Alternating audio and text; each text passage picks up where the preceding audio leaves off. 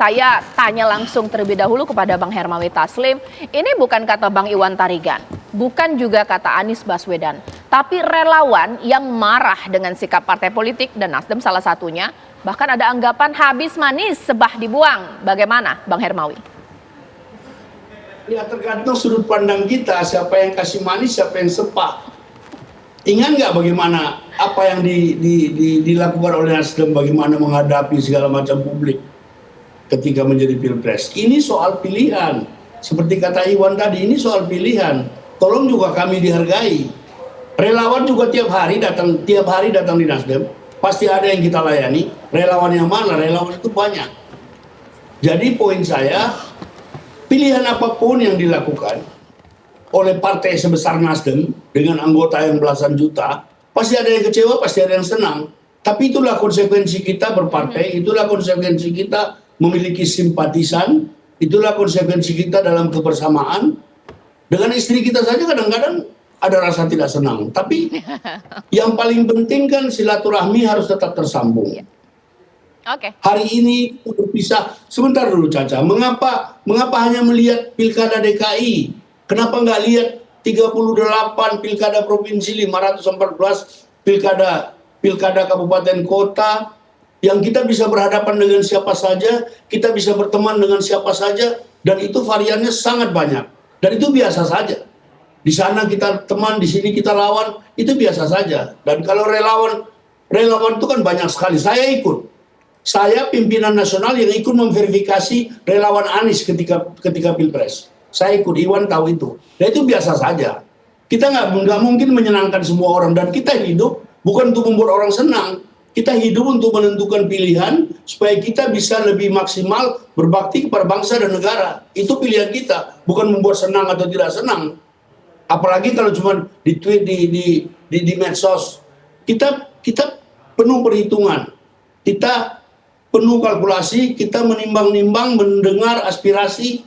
Saya tegaskan lagi, ada 2.206 anggota DPRD Partai Nasdem se-Indonesia, itu semua punya pengikut. Kita termasuk mendengar mereka. Dan ini biasa saja, proses yang biasa saja. Di daerah-daerah lain juga hal yang seperti ini terjadi. Tapi kan daerah lain mungkin tidak tercover oleh TV One. Okay. Daerah lain mungkin tidak seterkenal Anies. Ini biasa saja. Biasa saja, sebuah proses yang biasa. Tolong dimengerti. Kami punya sikap sendiri, kami partai yang berdaulat. Kami tidak bisa diintervensi siapapun, kami punya pilihan sendiri. Demikian. Baik, berkali-kali Bang Hermawi mengatakan pilihan. Saya jadi ingat kalau misalnya soal itu ada pilihan ganda, berarti ada opsi pilihannya pemirsa. Bang Henry Satrio, ketika Nasdem mengambil pilihan untuk meninggalkan Pak Anies atau mungkin tidak mengusung Pak Anies, pilihannya apa? A, ditawari kursi menteri di kabinet. B, Pak Anies sulit untuk menang di Pilkada Jakarta. Kira-kira apa? Atau ada opsi C lainnya?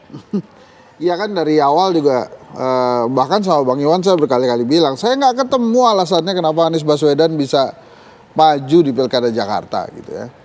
Tidak dari kacamata Pak Prabowo mungkin atau dari kacamata Pak Jokowi sekalipun, karena dia kan jadi batu sandungan gitu. Apalagi sekarang adalah momennya pengaturan partai-partai gitu ya. Ya itu pilihan Nasdem gitu. Kalau apakah saya harus menghormati pilihan itu, ya saya sih lebih memilih terserah Nasdem gitu ya. Karena dalam politik juga ada benefit kan. Nasdem sudah mendapatkan benefit dari mencalonkan Anies Baswedan.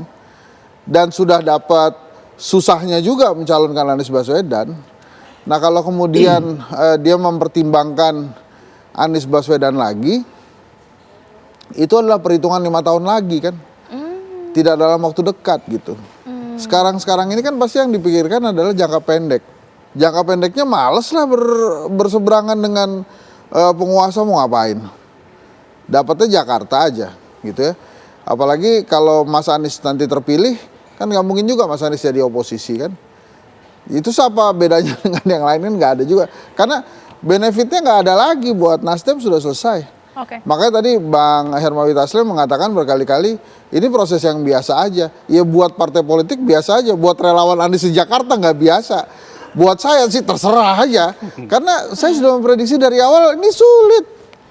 Bahkan di salah satu media nasional saya bilang, Mas Anies kalau mau maju ke Pilkada Jakarta, suka atau tidak suka, mau tidak mau, karena dalam ilmu manajemen itu ada must dan wants, saya pernah ngomong di sini juga. Ya kalau mau maju maka Kaisang. Kan tapi beliau masih mempertahankan etika, moral dan lain-lain ya. Sehingga ya hari ini kejadiannya begitu. Sekarang ngarepin misalnya PDI Perjuangan dan PKB. Kalaupun PDI Perjuangan dan PKB bersatu, nggak akan Anies juga yang akan dipilih. Pasti PDI Perjuangan punya nama lain. Karena nggak ada kepentingannya juga PDI Perjuangan dengan Mas Anies kan. Oke.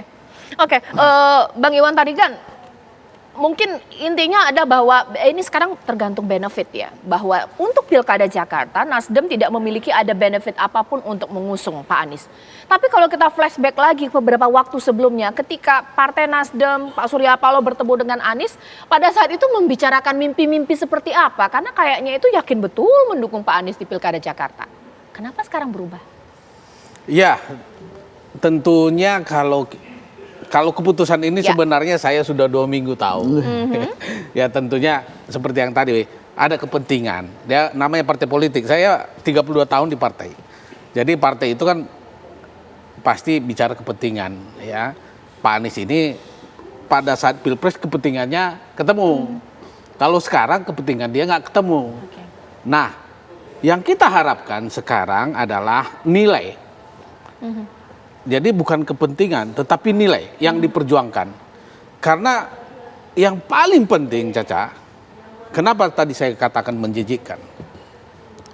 Kalau nanti hari ini terjadi melawan kotak kosong, atau membuat lawan jadi-jadian, seperti di Solo, ini yang perlu dipertimbangkan oleh partai politik.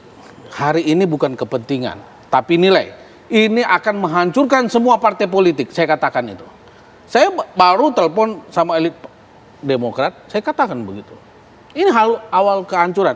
Jakarta adalah epicentrum hal seperti ini. Jangan sampai terjadi, Bang. Nggak ada lagi gunanya nanti lembaga survei seperti Bang Henry. Buat apa? Saya beli aja. Saya mau maju ya, Bang Henry ya. Ini kita bicara ya. Kemarin saya ketemu dengan Ketua DPW Nasdem, kemudian Ketua DPD Demokrat. Besok udah nggak perlu lagi kita demokrasi, beli aja partai lebih murah. Dia kasih hitungan, maju bupati 25 miliar. Kita beli aja tuh kursi-kursi habisin aja, paling habis 15-20 miliar, ngapain capek? Nah, ini nilai-nilai ini yang perlu kita jaga. Jangan sampai reformasi 98 yang kita perjuangkan, Bang Henry, luluh lantah, habis. Makanya Anies lah ya kita harapkan. PKB dan PDI udah pasti. Tinggal nanti PKB ya kita doakan sama-sama dia memegang prinsip ini. Jangan sampai reformasi 98 ini dimakan sama Dracula politik ini. Dan bukan hanya kepentingan hari ini, Bang Hendri. Saya aktif di 98. Saya memperjuangkan itu. Ya, saya tahu betul bagaimana 98 kami berjuang mahasiswa semua supaya hal ini tidak terjadi. Dan kalau betul ini berhasil, Caca, kita lihat saja. Baik. Hancur lebur. Baik, tapi nanti sesaat lagi pemirsa ada kalimat yang mungkin akan kita tafsirkan. Saya tanya nanti kepada Bang Hermawi Taslim ketika Pak Surya Paloh mengatakan ini bukan momentum Anies untuk maju dalam Pilkada Jakarta. Kita cari momentum yang lebih tepat ke depannya. Apa maksudnya? Disiapkan untuk pilkada di daerah lain ataukah mungkin 5 tahun ke depan? Sesaat lagi. Di Apa Kabar Indonesia Malam.